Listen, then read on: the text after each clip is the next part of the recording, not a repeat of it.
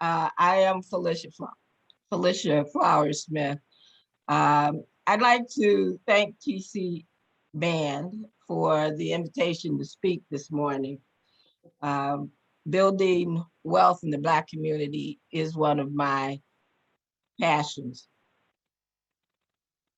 We've all had the benefit this morning of listening to a lot of good professional advice on building our personal wealth and technical instructions on investing. I had the opportunity to listen to Isle this morning. I get to listen to that other speaker all the time. And I thought his presentation was excellent. I felt he covered a lot of the basics. And I agreed with his title, The Low-Hanging Fruit, taking advantage of the low-hanging fruit. My purpose here today is to share with you my personal experience, strength and hope, if you will, in my wealth accumulation journey. I hope that you will get, if you get nothing else out of this next 20 minutes or so, you'll walk away understanding and believing, really believing that you can accumulate wealth. You can be a millionaire. It's not a far-fetched dream. In preparing for this presentation, I Googled a few interesting facts. At least they were interesting to me. One, of the 200 plus million adults in America, 18.6 million are millionaires. That equates to about 11.8 million households with a net worth of $1 million or more. That's about 3% of the US population and nearly 40% of global millionaires, the global millionaire population. That answers the reason why so many people want to live in America. Two, only about 20% of American millionaires inherited their wealth. That means roughly 80% of American millionaires are self-made millionaires. 80% self-made millionaires. Three, 8% of that 18.6 million millionaires are Black. Four, the average millionaire is, sorry to say, 62. 38% are under 65 years old, and only 1% is under 35 years old. Five, according to Dave Ramsey, who's done a survey on this, 8 out of 10 millionaires come from families at or below middle income. Only 2% said they came from upper income families. 6, nearly 1/3 of millionaires live in zip codes where home values are below the national median average. 7, millionaires, nearly 88% of them, go to college, but not to elite schools. The degree matters, not necessarily where it comes from. Almost 2/3 of millionaires graduated from public state schools.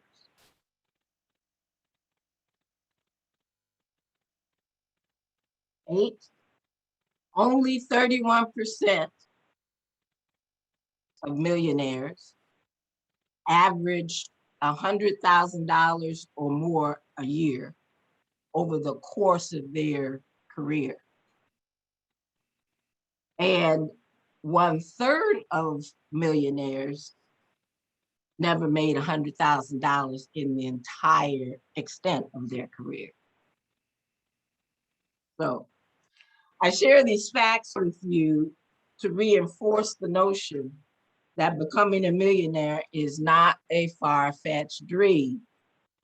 The exciting news is that nearly 1.5 million Black people have figured out how to do it.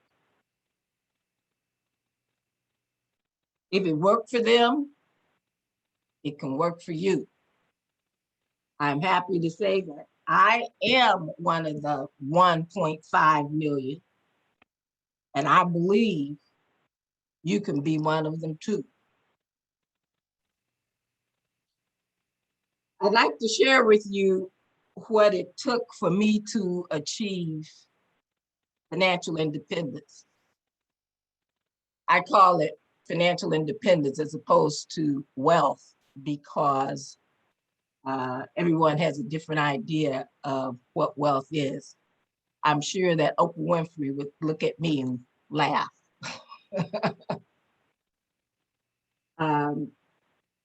I have read that there are 5 stages of wealth creation. And in thinking about my journey, I believe that is true. These 5 stages are 1, stability, 2, strategy, stage 3, security, stage 4, financial freedom or independence, and stage 5, abundance.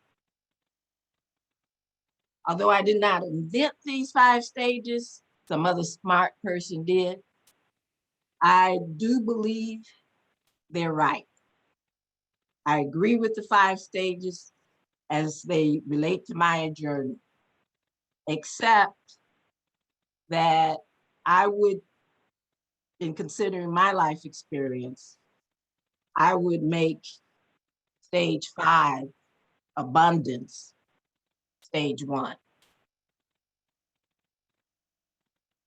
But I'm going to go through the 5 stages in the original order and apply them to my life, my experience in wealth creation. So I'd like to invite Eric to take any questions he might receive, any questions you might have, at the end of each stage. So don't hesitate to ask any questions. Stage 1, stability. So what does it mean to have financial stability? It is defined by the dictionary as the quality, state, or degree of being stable. Strength to stand and endure, a financial firmness. Simply put, I would say, can I meet my basic needs and pay my bills on time? Unfortunately, a lot of people never reach the first stage of stability. I grew up in Gary, Indiana, the youngest of 5 children in the 50s, 60s, and early 70s. My mother and father migrated from Memphis, Tennessee. My mother dropped out of high school after getting pregnant in the 10th grade. She married. She had 4 more babies by the age of 25. I was the last of 5. Mom worked as a nurse's aide in a hospital for over 35 years. My father finished high school and got a job with Inland Steel in Gary. He learned the electrical trade, and much to his credit, he was one of the few Black electricians in the state to get licensed. My mother and father were able to save and buy a small bungalow in Midtown Gary, the black section of the city where I grew up. But mom and dad divorced when I was 25 years old. I'm sorry, when I was 5 years old. Dad soon remarried, raising a second family, leaving my mom to raise 5 stair steps on a minimum wage job and $80 a month in child support. Notwithstanding, my mother was very resilient and could stretch a dollar as far as she had to in order to keep 5 kids fed, clothed, and sheltered. Even though we did not have much growing up, I always felt a sense of stability. There was always something to eat, even if it was a pot of dandelion greens collected from the front yard or the backyard. I always had clothes to wear, and we had a warm and clean house to call home. My mother was frugal. I could remember one day my sister, who was the third child, the middle child, and my senior by 4 years, was charged with preparing collard greens for dinner. That meant that she had to wash them and remove the stems. So she did. When my mother came home from work, she took a look at that bowl of collard greens and she went straight for the trash can to remove those stems. She could tell just by looking at the bowl that my sister had left too much of the good stuff on the stems. My mother practiced financial responsibility and taught us financial responsibility. She would often say, always pay your bills first. And she was very specific about this. She would say, pay your mortgage first because you need a place to stay. Then pay your utilities because you don't want to freeze and you don't want the pipes to freeze. And then buy food. Her theory was, if you ran out of money before you could buy food, you could always find somebody to feed you. You could always go to a friend or a family member just in time for dinner. Or you could cook a pot of dandelion greens. And trust me, dandelion greens are as good as collards if you know how to prepare them.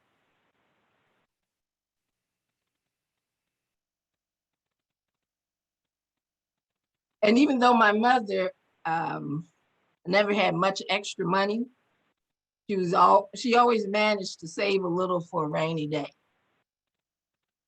In great part because she maintained multiple streams of income.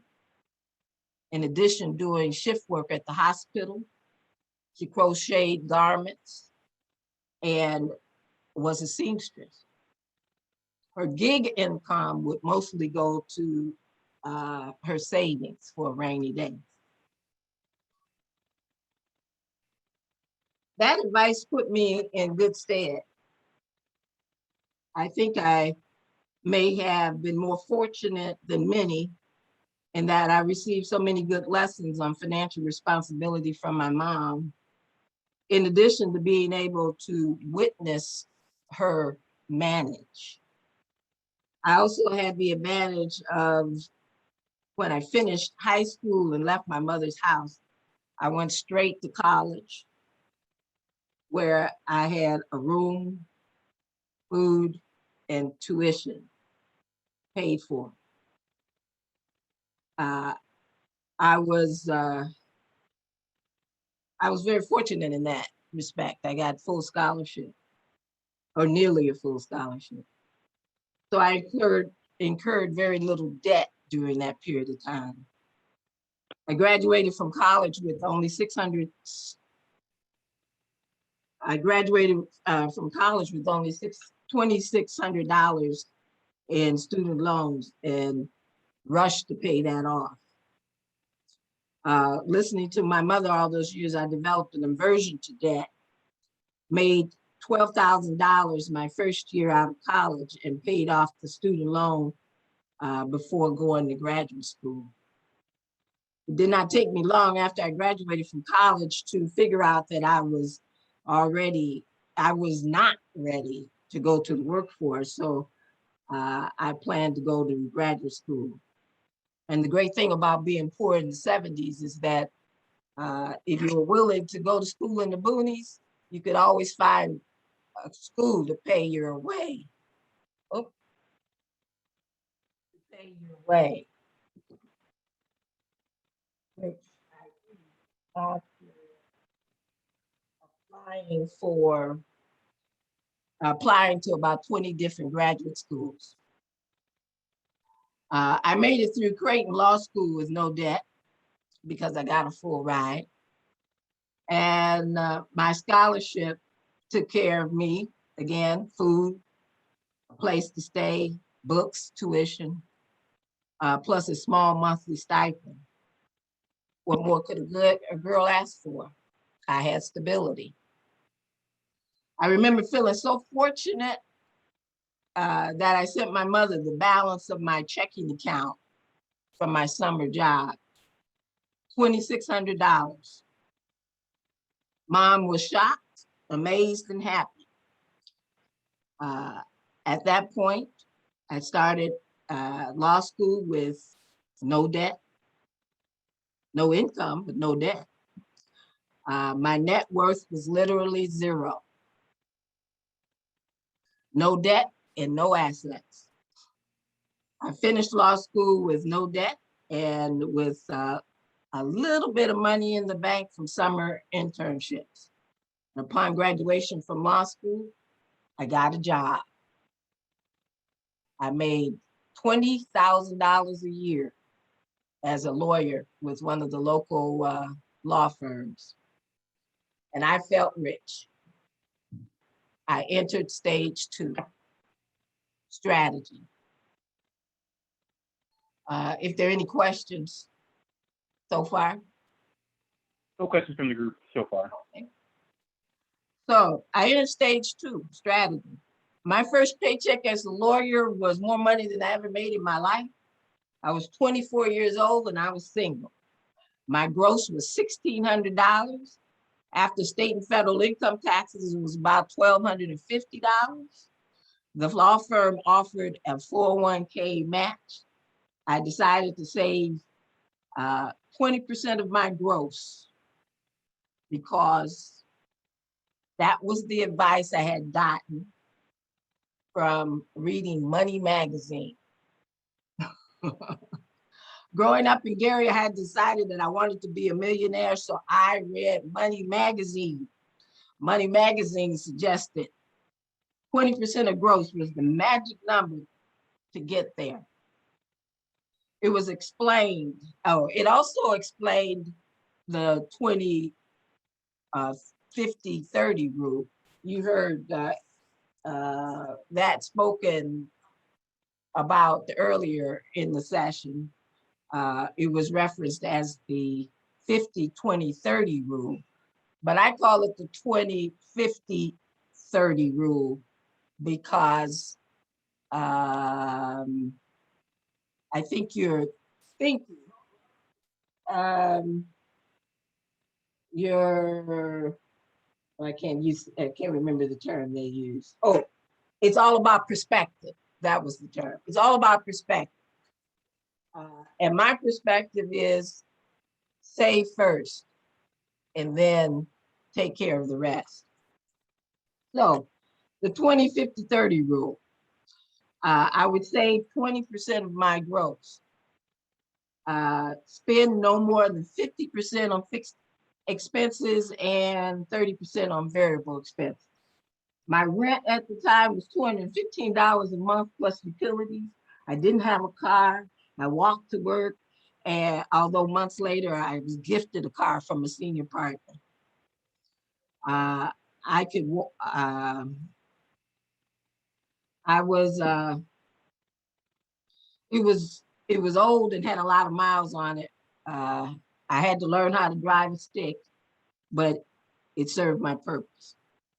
After other deductions for health insurance, long-term and short-term disability insurance, I ended up with about $765 left. And then after paying my rent of $215, I had $500 left. So what to do with 500 bucks? Well, Money Magazine suggested I should invest. So I invested in a taxable account. Roughly, I also decided that I wanted to buy a house rather than rent. So roughly a year later, I found and bought a house for $13,500. I took an FHA mortgage, put down 3%, and I had a house. That house cost me $185 a month. It was $30 less than my rent. I could afford it and I loved it. Because of my aversion to debt, we furnished the house over time, buying new and used furniture with cash.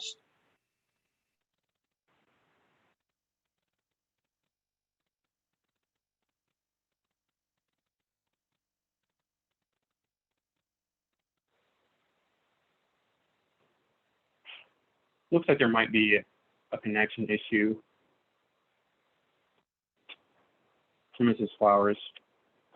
While we're waiting for them to reconnect, I'll launch a couple of questions to the group, and then we will kind of leverage knowledge. I know Aya is still and on the call, and Ebony's still on the call.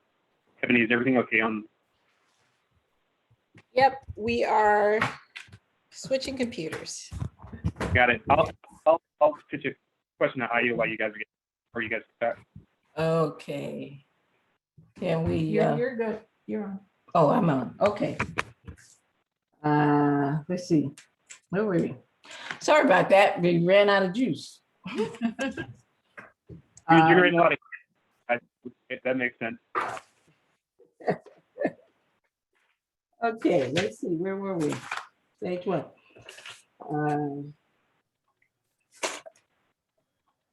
Okay. We bought a house. We bought furniture over time. We paid cash.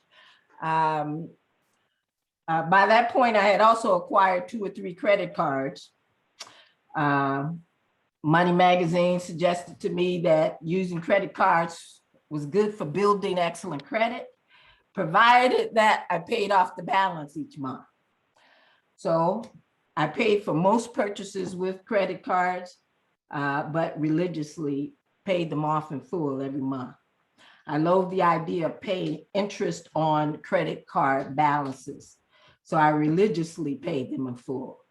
And periodically I would request a credit card limit increase on each card so that I always had a lower debt to credit availability ratio, even as I used the card. My goal was to have perfect credit because Money Magazine suggested that the higher your credit score, the easier it would be to buy a car and other large ticket items. So I learned that the cost of financing these things would also decrease. I actually learned a lot from reading Money Magazine, and I don't, you know, I'm not trying to plug a magazine. There are a lot of different sources you can go to get advice on managing your money. But what I want to try to emphasize to you is that I was no brainiac on investing. I didn't have any real inside track on investing. That this information was available, and you know, anyone can pick it up. Having Oh, again, I learned a lot from the Money Magazine. I learned that there was good and bad debt, and having a mortgage was good debt, but having a furniture bill on a credit card was bad debt. Buying a car on with high interest rates was bad debt. I learned what to do when to buy a car, starting with don't buy a new car, buy a used car. Don't use the dealer's credit sources. It was better to go to a bank and apply for your own credit. I learned not to overdraft my checking accounts. And I learned it was advantageous to establish a personal relationship with bankers. That way, they always seem to give you the benefit of the doubt when you needed it. Money Magazine reinforced the need for me to live on a budget. And my first job gave me the opportunity to really put that in practice because the law firm only paid us once a month rather than twice a month. So that gave me the opportunity to really think about how I was going to spend the money that I had earned. And it made me extremely conscious about the 20-50-30 rule and about keeping my credit good. During this period of time, I decided that it was time to build a rainy day fund. And I calculated based on my then current expenses that I needed to save about $3,200. It took me about a year to do that, but we managed to set aside about $3,200. And I say we now because by this point I had gotten married and had my first child. Married life. I basically married a guy that was opposite to me when it came to money. But it worked out for us because we appreciated each other's weaknesses and strengths. My husband was not a good money manager, and he admitted it. He told me, give him only the money that he could spend, only the money that he was free to spend. And so that's what we did. We set up 3 accounts. We set up his account, my account, and a household account. He managed his account and I managed my account and the household account. During that time, I had several conversations with one of my young coworkers who was extremely interested and knowledgeable about making investments. And he soon became my second resource for information. But I continued to read Money Magazine, and I learned a lot about mutual funds and how to invest in mutual funds and what to look for. So I'd like to say that, again, I'm not plugging Money Magazine, but I like to read.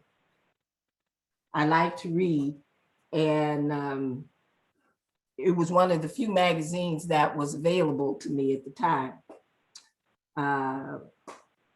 But that brings me to stage 3, which is security. Any questions at this point? Oh, Mrs.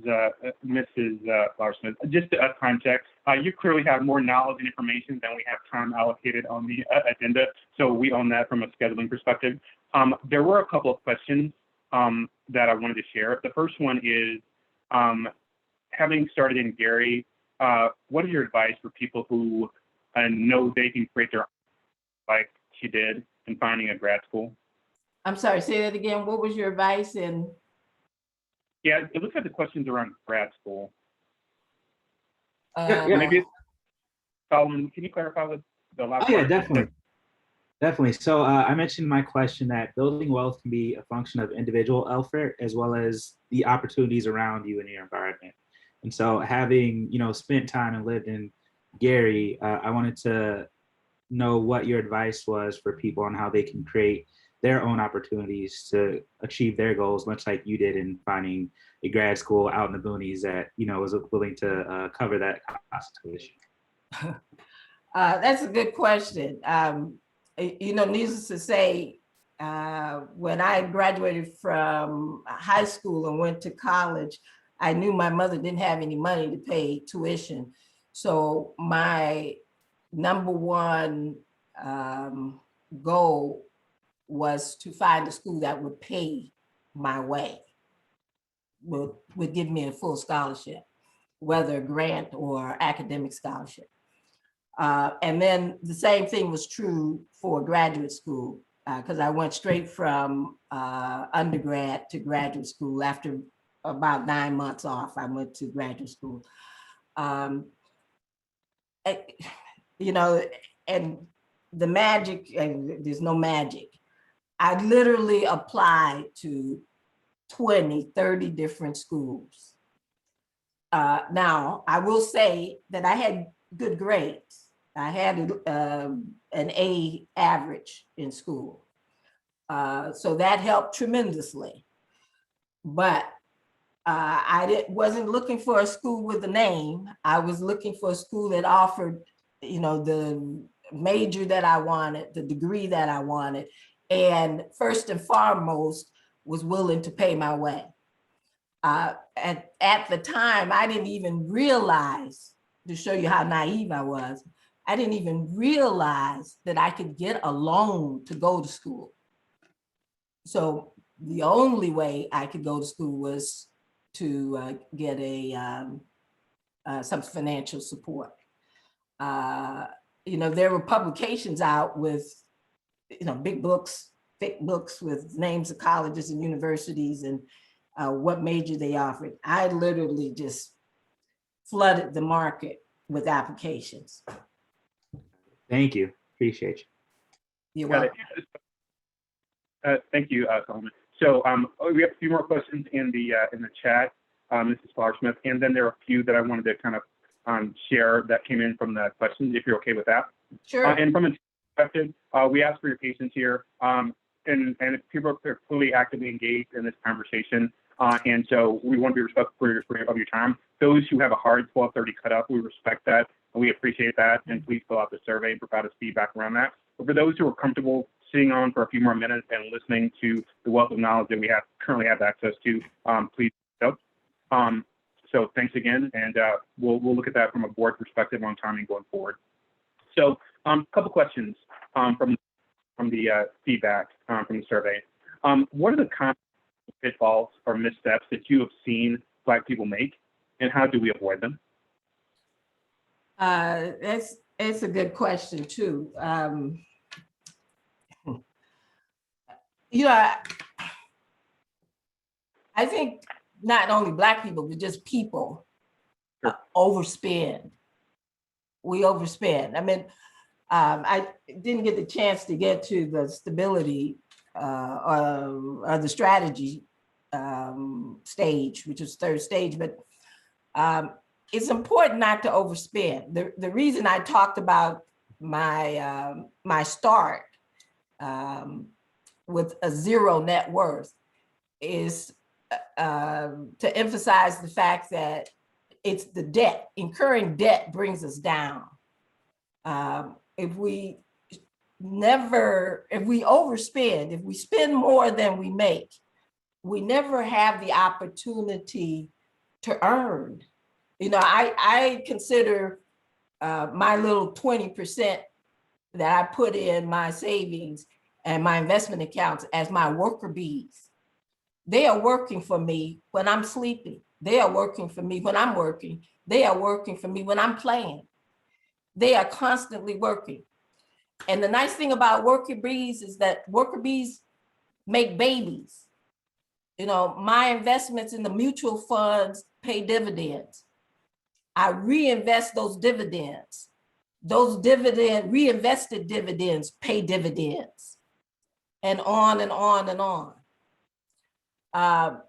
Interestingly enough, I looked at my Social Security statement a few years ago, And I found that over my life, I made a little less than 2 million bucks. But I looked at my bank statement and I found that I had more than double that. You have to have some money in order to make some money, even if it's just a few bucks.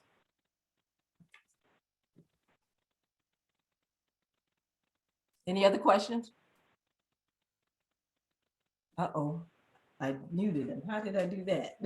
Oh, we can't hear Oh, you. there we go. Yeah, Oh, we there can't we hear go. you, Eric. For some reason, your audio is not coming through. Yeah, so we'll hold the questions for now and move back to your presentation. So the group is more would like to better hear your story and your points than questions from the group. So I will pivot our strategy to follow the feedback of our attendees, so and meet their needs. So please continue. Okay. Stage 3 is security. So once we had established our emergency fund, which was enough to cover 4 months worth of expenses, I set up an automatic withdrawal from my checking account into my brokerage account and made monthly transfers into a taxable account to purchase mutual funds and other investments. My approach was simple: fully diversified mutual funds. The first fund required a larger initial investment of about $2,500, but the subsequent ones only required $50 to $100. Each month, I deposit funds into that account, into those accounts. The amounts increased annually as my income increased, and the target was 20% of my gross. Now, I say the target because, you know, sometimes you can't do that. And I hear that a lot from people. It's tough to do 20%. But the idea is that you start somewhere, 10%, 5%, 2%. You got to start somewhere. If you have a few dollars that you can invest, and today we really have no excuse, because today we have these online opportunities that allow us to put in, you know, $1. We can buy a portion of a share of a stock for $1. You know, back in the day, you literally had to have, you know, hundreds of dollars to get started. So you were forced to save until you got that much. My strategy for picking funds was not complicated. I wanted 90% to go into equity or stock and 10% to go into fixed income or bonds. And I got that from Money Magazine. I needed my stock funds to include large, medium, and small companies, growth companies, as well as value companies, representing all the sectors. Now, that may seem complicated to some of you, but go to somebody like I'll,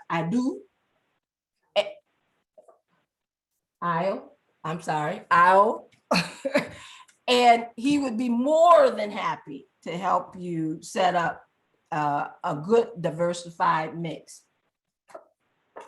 I ended up buying about 6 to 8 different funds. The brokerage firm offered an online tool that showed me how to diversify my picks. And I selected the funds based on the Morningstar ratings. They had to have at least a 4 or 5 star rating, and they had to have the same fund manager for a period of 10 years or longer. I also selected funds that were 50 basis points or less in terms of fees. The nice thing about this stage is that I got brokerage statements every month showing me the growth of the account. Occasionally, though, I experienced a decrease. The market would fall and my account value would fall. That made me very nervous. But because I understood the stock market could be volatile, I try not to panic and pull out. As a matter of fact, my more astute coworker had warned me of the market volatility before I got started, and suggested that this was the time for a committed long-term investor, such as myself, to invest more, not less. As he described it, when the market falls, stocks are on sale. They sell at a discount. Buy more, not less. Despite the market volatility, most months the market was up, or at least it was steady. I began to look at my invested dollars as little worker bees, as I said before. They produced for me day in and day out, while I worked, while I played, while I slept, never complaining, always producing, paying a dividend for up to 4 times a year. And because I chose to automatically, I checked that little box, I chose to automatically reinvest the dividends into their respective funds. My hive of bees grew. I just had to leave them alone, let them do their own thing. Once a year, I would take a look and rebalance the portfolio, which all that meant is I'd make sure that I didn't have too much of one thing and not enough of another. My annual rebalance kept my portfolio adequately diversified. Because I set up the mutual fund investment, checking that little box for automatic reinvestment of the dividends, that provided me with a wealth builder on autopilot. In this stage of building financial wealth, I began to get comfortable that my plan was working, and I could see wealth growing. I kept doing what had brought me to that point, but I could also branch out a bit and do a few more riskier things. During that period of time, I bought life insurance, not that life insurance is risky. My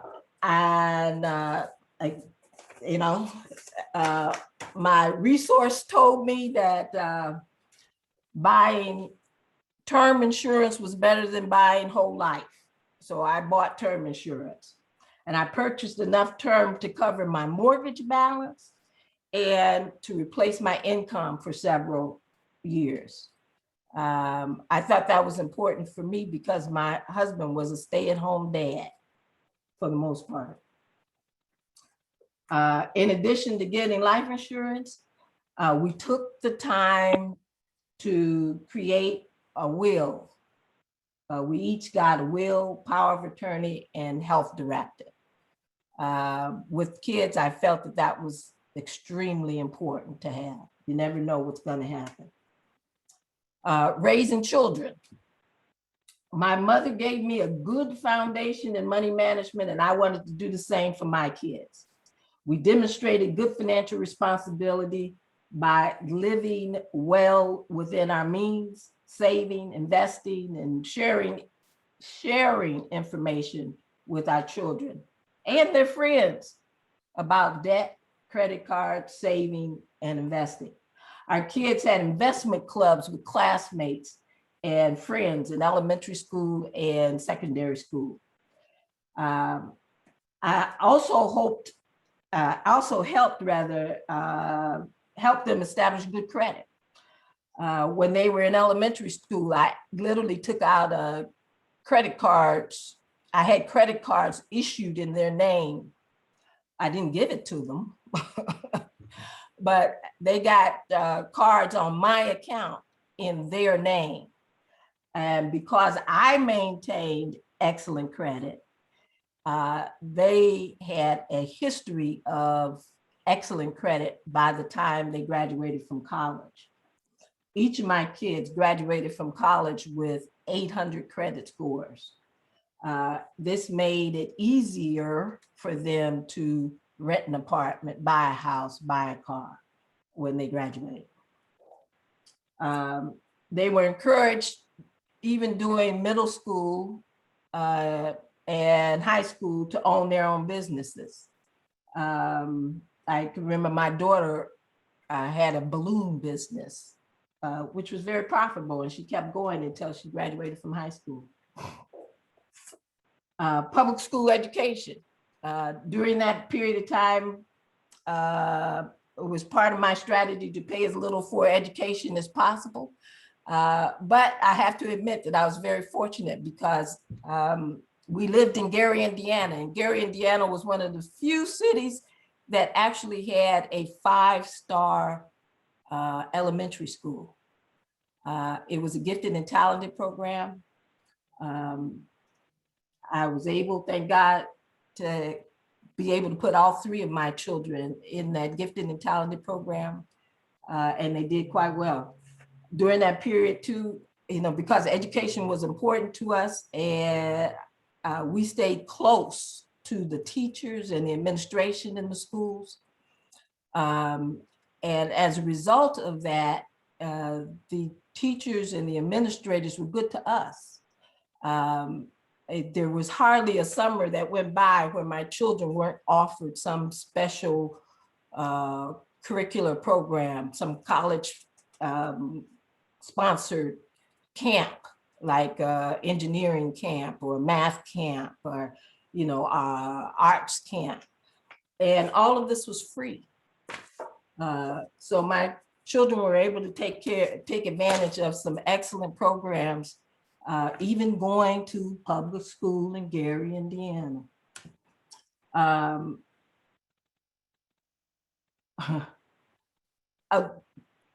One of the things I wanted to emphasize about stage 3 and strategy for me was that I believed in keeping it simple. You know that saying, KISS, keep it simple, stupid. And therefore, I did, I kept to that mutual fund investment. I know a lot of people invest in stock. I dabbled in stocks, but much to my chagrin, I wasn't very good at it. I would fall in love with the stocks I chose, and I would ride them to hell. Many of them died on me, literally. They lost all their value because I fell in love with them. So I determined that my best bet for growing wealth was to stay away from stocks and to stick with the mutual funds. Mutual funds had professional managers. I didn't have time for it. I was busy raising kids and working. I did do some real estate investing. My husband and I started off by buying single family houses. It worked for us because, again, my husband was a stay-at-home dad, and this gave him another form of income. But it had mixed results. Real estate in Gary, Indiana during that period of time did not appreciate.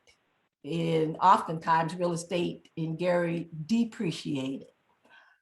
So our returns on the real estate investments were okay. But honestly, they probably didn't exceed the returns on our mutual fund investments. So in retrospect, for the amount of time and hassle that it took to own real estate, we probably would have done just as well with the mutual funds, which is passive. Now, today it's a little different. If if I had the opportunity to invest in real estate in an area that appreciated, that would afford me a much better return. Other alternate investments, once I got to the point where I had a little money, I could afford to take a small percentage of my portfolio, and I dabbled in more adventurous investments such as annuities, options, and commodities. Again, our results were mixed. My worker bees performed just as well, if not better. That's not to say that annuities and options and commodities aren't good. That's only to say that I didn't spend enough time and energy learning them in order to make them better.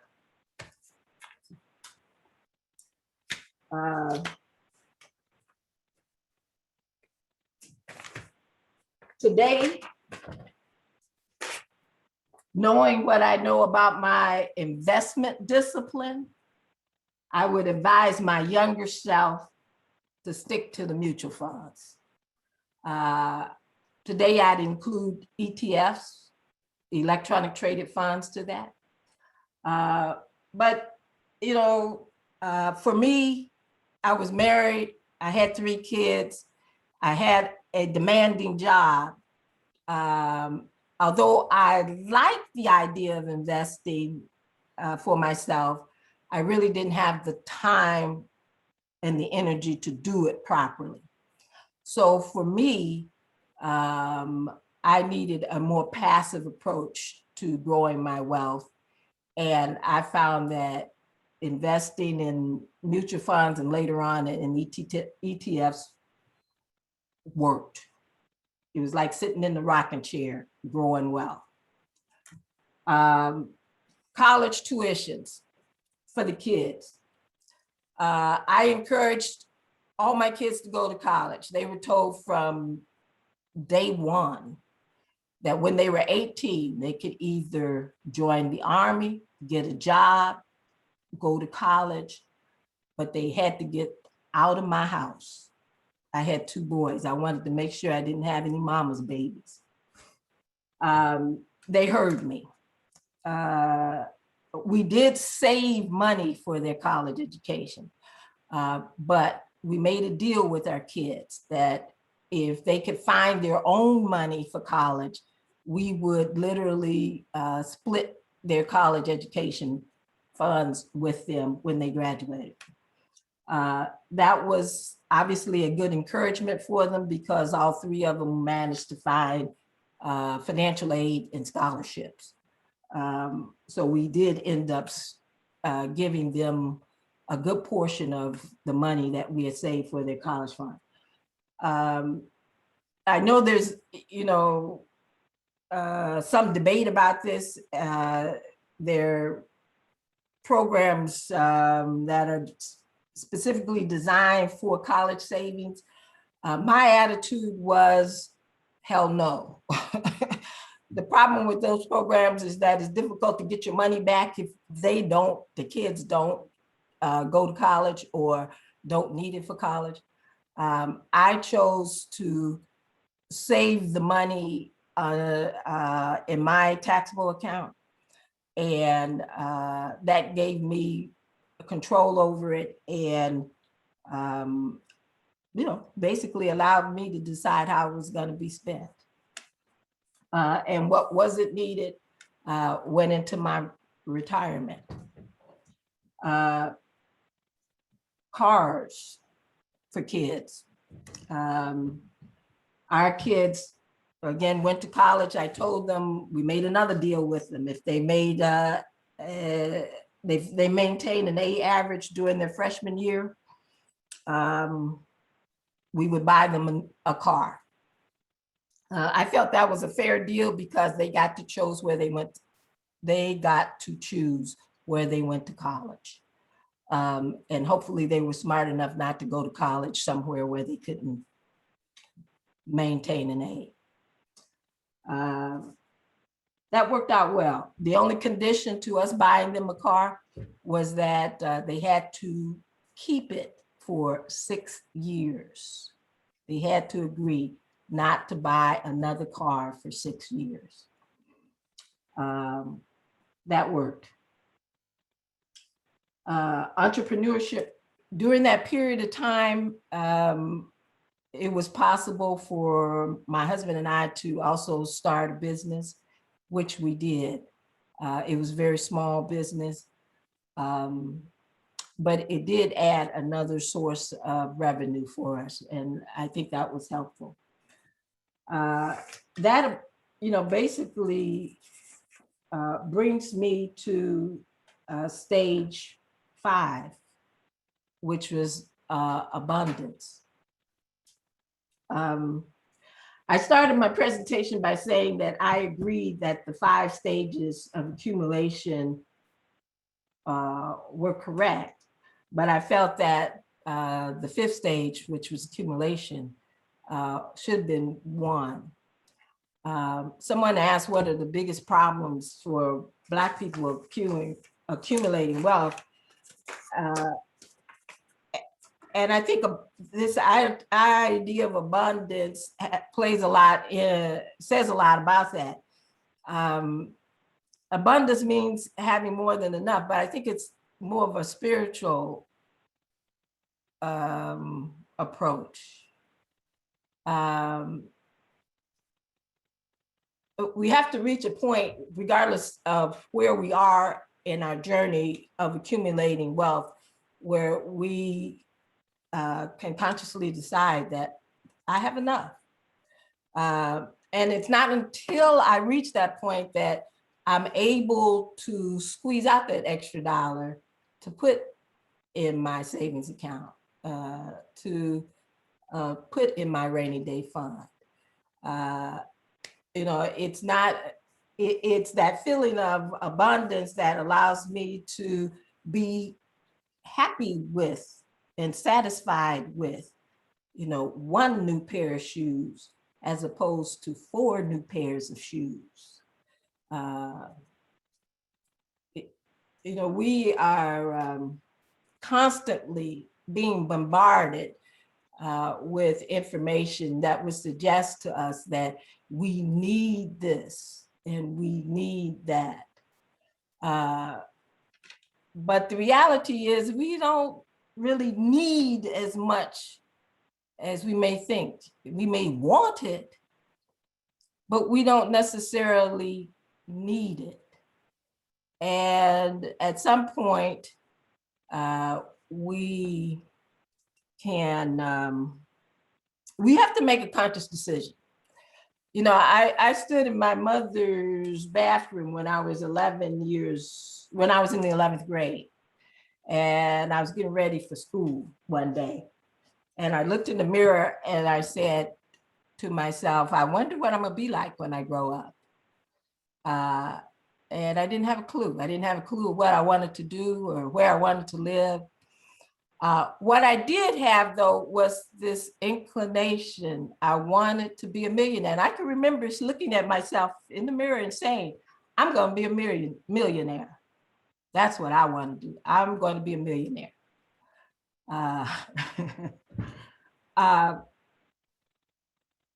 And so that is what started me on my journey. I could envision myself as a millionaire. And thank God for, resources that were available, friends, Money Magazine, and other resources that, gave me some tools to help me figure it out. But the bottom line is, I say thank God to my mother, because she taught me that, it takes money to make a little money, even if it's just $1. It takes money to make money. And if you're not willing to save any money, you're never going to have any money. So that's it. Thanks. Any questions?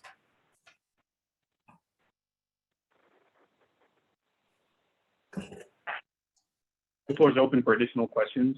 Feel free to share in the comments, or you can kind of unmute and share verbally. And so I would just like to say, Mrs. Flowers-Smith, that we clearly had no idea the magnitude of the greatness that we're going to have exposure to this morning, or we would have just given you your own show.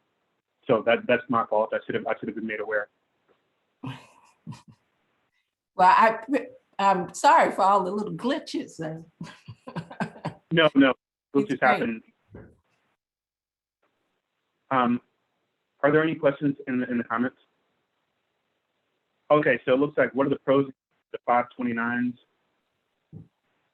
And it sounds like you're against those. Is that correct? No, I'm not against them. 529 plans can be wonderful. I think, it requires you to do a little study and determine how the 529 plan can be used. Some will limit you to only one school, others won't. To be honest with you, at the time I was preparing for college, for college tuitions for my kids, 529s were not quite as prevalent as they are today. Okay, so don't walk away thinking that 529s are bad, but do adequate research on them so that you'll know how they're used. If you have a lot of money, needless to say, 529 plan is great. If you have a very little money, you're working with less money, you may not want to use a 529. You may just want to have that money in your own account so that, if it goes for college, great. If it doesn't, it's in your retirement.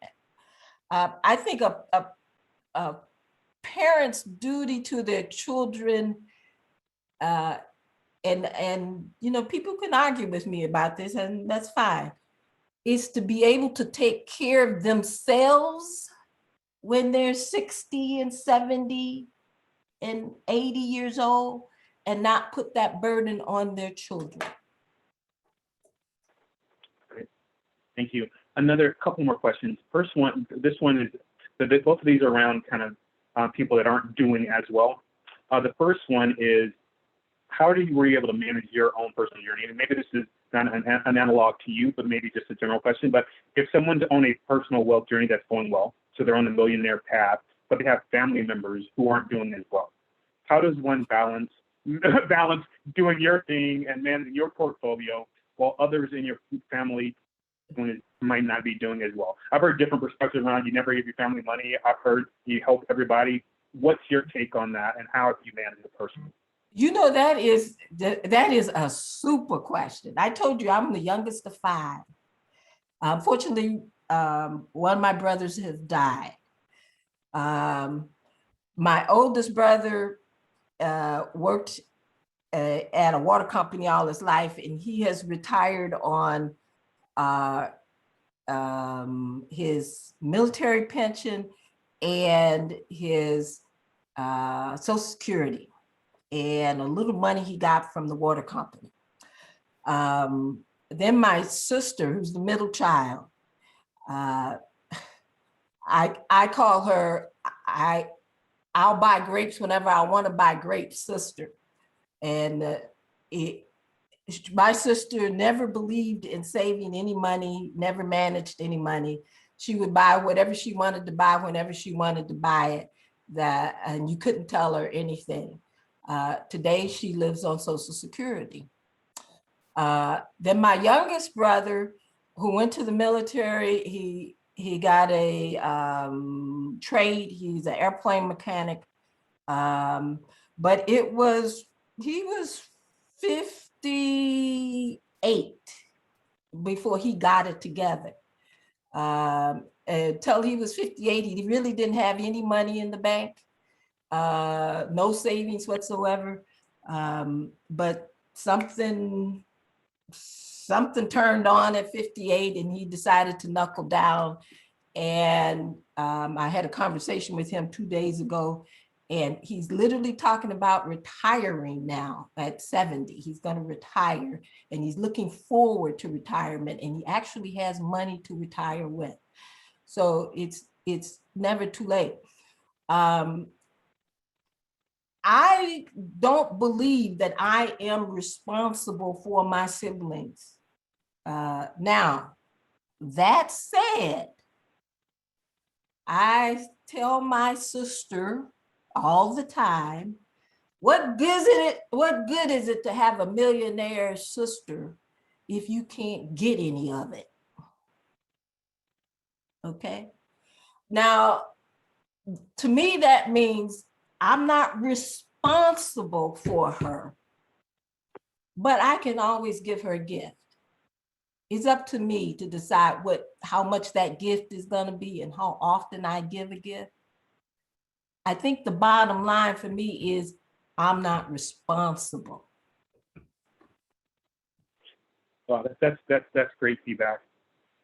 One of the questions around that same vein is, and we've had lots of sessions regarding how do you build your wealth, how do you build your baseline. But if you didn't have TC BANDD as you were going through your life journey and you find yourself getting close to retirement,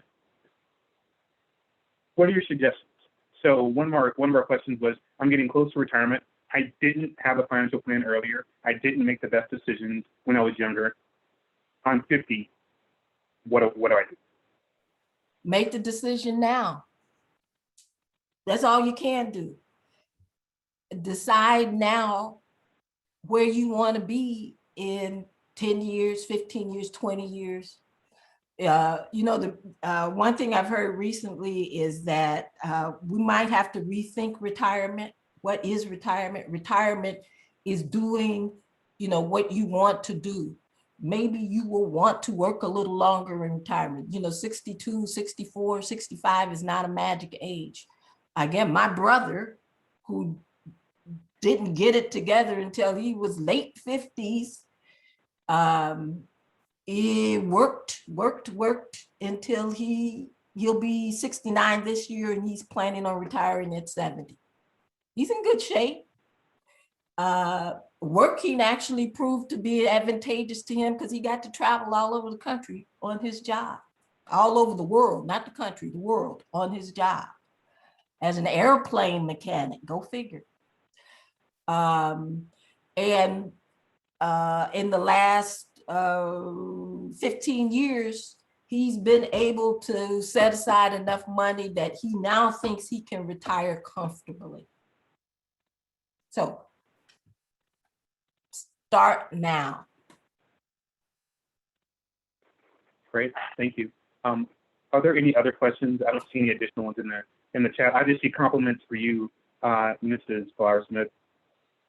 So maybe I'll take a screenshot and send all this to you, because great comments, great appreciation for you, your story, your experiences, your delivery, your willingness to be transparent regarding your experiences and your journey and that of your family, and your willingness to answer the questions that we posed at the end. So if there are no additional questions, I want to thank you again for your time and your knowledge and expertise and your presence and your willingness to step in at the last minute, get the ask from your daughter, and to step in and kind of help us out to close our session out. So thanks again, and we really appreciate it.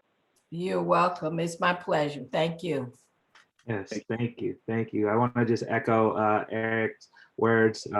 We appreciate all of your wisdom, all of your knowledge, and your time that you've dedicated here on this Saturday with us. So appreciate you again, Mrs. Flower-Smith. Appreciate you. Thank you. So really quickly, I'm just going to remind everybody that this event today was brought to you by TC BANDD.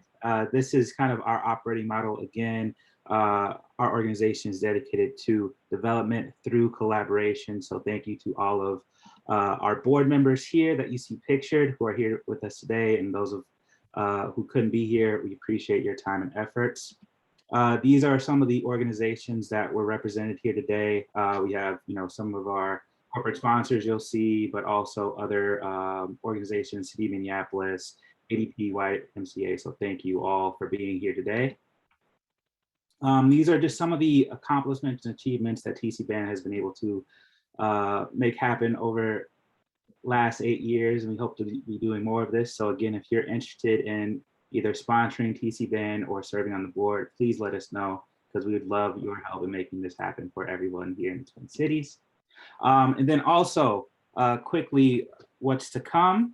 So again, thank you to the wonderful Ms. Flowers. On next month, Thursday, May 12th, we will be returning to a virtual format and having a candid conversation with St. Paul Mayor Melvin Carter. So if you are available, please keep your eyes and ears open on communications. We'll be sending out reservation links soon. Later on in May, we will be meeting up with Donzel Leggett for a discussion on leadership and anti-racism. For those of you who don't know, Donzel is an experienced Fortune 500 executive, and he will be joining us for the conversation over lunch hour from May 26th. Later on this summer, we'll be hosting a Developing Leadership from Within virtual seminar, where we'll be focusing on leadership competencies, self-awareness, and leveraging your skills to get to where you need to go. Again, that'll be in June. And then later on this year, fourth quarter, sometime in the October, November timeframe, we'll be hosting a Back to Your Future workshop. We're not sure if this will be in person or virtual yet. We're hoping for the best though, and trying to be optimistic by leaving that in-person opportunity on the table. That session will be focusing on returning to the new normal and learning how to navigate that new normal to achieve your goals and aspirations. So before we head out, I just want to remind you all that we have a number of ways to stay connected. Either our website, tcband.squarespace.com, on LinkedIn, TC